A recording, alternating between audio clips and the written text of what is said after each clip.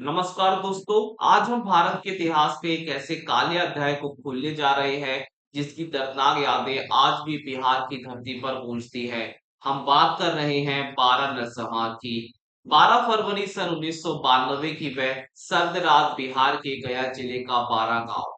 यह वह रात थी जब इंसानियत ने अपना सिर शर्म से झुका लिया था। एक रात में 35 बेकसूर जिंदगियों को बेरहमी से मौत के घाट उतार दिया गया। 12 गांव के लोग अपने घरों में चैन की नींद से सो रहे थे। उन्हें नहीं पता था कि मौत उनके दरवाजे पर दस्तक देने वाली है। प्रतिबंधित नक्सली संगठन एमसीसी के हथियारबंद सदस्य सन्नाटे को चीरते हुए गांव में घुस आए। उनका निशाना था एक खास जाति के लोग। नक्सलियों ने एक एक करके 35 भूमिहार पुरुषों को उनके घरों से निकाला, उनके हाथ बांधे और उन्हें गांव से थोड़ी दूर नहर के किनारे तक ले गए। उस रात क्रूरता की हद पार कर दी गई।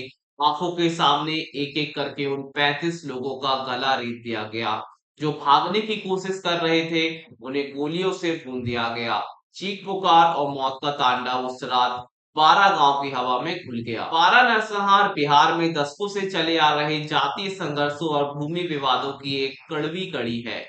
यह केवल एक गांव की घटना नहीं थी, बल्कि उस दौर में जाति हिंसा की पराकाष्ठा थी, जिसने पूरे राज्य को अपनी चपेट में ले लिया था। भूमिहार और अनुसूचित जाति के बीच दशकों से चला आ रहा यह तनाव इस नरसंहार का मुख्य जड़ बना। इस नरसंहार के बाद पूरे देश में आक्रोश फैल गया, सरकार पर दबाव बढ़ा, कई लोगों को गिरफ्तार किया गया और उन पर मुकदमा चलाया गया। कुछ को मौत की सजा मिली, कुछ को उम्र कैद, लेकिन न्याय की प्रक्रिया बेहद धीमी और जटिल रही।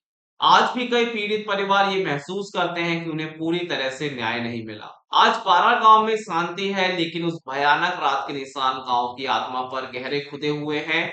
जिन 35 लोगों ने अपनी जान गंवाई, उनके परिवार आज भी उस दर्द से उबरने की कोशिश कर रहे हैं। सरकार की ओर से वादे किए गए पुलिस चौकी, सरकारी नौकरी, लेकिन उनमें से कई आज भी अधूरे हैं। 12 नरसंहार हमें याद दिलाता है कि नफरत और हिंसा का नतीजा कितना भयानक हो सकता है। ये हमें सिखाता है कि जातीयता और वर्ग के नाम पर किया गया कोई भी अत्याचार कभी माफ नहीं किया जा सकता। हमें उन गलतियों से सीखना होगा और ये सुनिश्चित करना होगा कि ऐसी कोई भी घटना दोबारा ना हो। 12 नरसंहार के पीड़ितों को हमारी श्रद्धांजलि। नमस्कार।